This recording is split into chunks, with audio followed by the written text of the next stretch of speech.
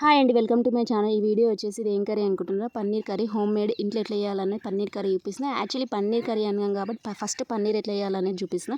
First అయితే మా తాన ఆవులు ఉన్నాయి కదా, ఇంకా 2 లీటర్స్ ఆవు పాలు తీసుకొని బాగా కాగబెట్టుకున్న తర్వాత చూడండి ఆల్మోస్ట్ కాగిపోయింది. కాగబెట్టుకున్న తర్వాత ఇక పన్నీర్ అనుకున్నాం కాబట్టి కంపల్సరీ విరగొట్టాలంటే ఇక నిమ్మకాయ ఉండాల్సిందే. నిమ్మకాయ ఒకటి ఫుల్ మొత్తం పిండుకున్న తర్వాత ఇక పాలు మొత్తం విరిగిపోయిన తర్వాత కొద్దిసేపు ఆగాలి. కొద్దిసేపు ఆగితే మొత్తం పాలు విరిగిపోయిన పాలు ఇంకా మొత్తం దగ్గరికి అవుతుంది. దగ్గరికి అయిన తర్వాత చూడండి, మొత్తం దగ్గరికి అయిన తర్వాత అది ఉంది కదా విరిగిపోయిన పాలు, ఇంకా విరిగిపోయిన పాలు మొత్తం ఒక వైట్ క్లాత్ ఏదైనా తీసుకొని జాలి పట్టిన తర్వాత ఒక క్లాత్ తీసుకొని మొత్తం దగ్గరికి అవుతుంది. ఆ గడ్డలాకైతే పన్నీర్ అది వచ్చిన పన్నీర్ని ఒక 2-3 టైమ్స్ మంచి వాటర్ ఏమంటే బాగా కడుక్కోవాలి. అంటే స్మెల్ అనేది పోతుంది, పాల స్మెల్ అనేది పోతుంది. మొత్తం పాల స్మెల్ అనేది పోయిన తర్వాత ఏదన్నా అది మొత్తం దగ్గరికి అయినా ఏదైనా బరుగు లాంటి ఏదైనా రాయి అన్న ఇసురు రాయి అన్న ఏదైనా పెట్టుకోవాలి.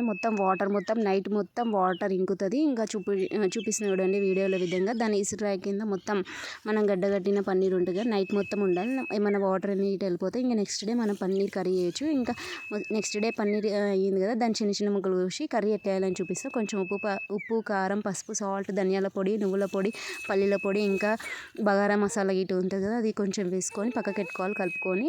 ఇంకా ఇది వచ్చేసి టమాటా పేస్ట్, ఉల్లిగడ్డ టమాటా ఇవి బాగా కొంచెం ఆయిల్ వేసుకొని ఉడకబెట్టిన తర్వాత దాన్ని పేస్ట్ లాగా వేసుకోవాలి.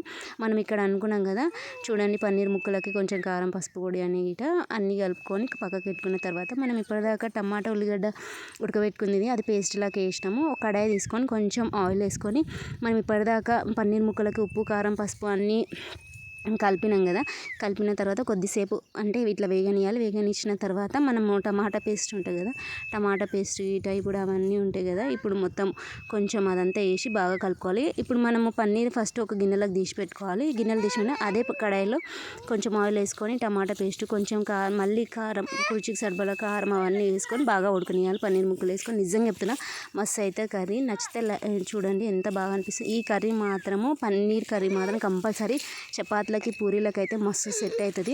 నిజంగా ఆల్మోస్ట్ సెట్ అయిపోయింది పన్నీర్ కర్రీ. నిజంగా ఆవు పాలతో అయితే బాగానే వచ్చింది, కానీ పర్రె పాలతో అయితే ఇంకా బాగా వస్తుంది.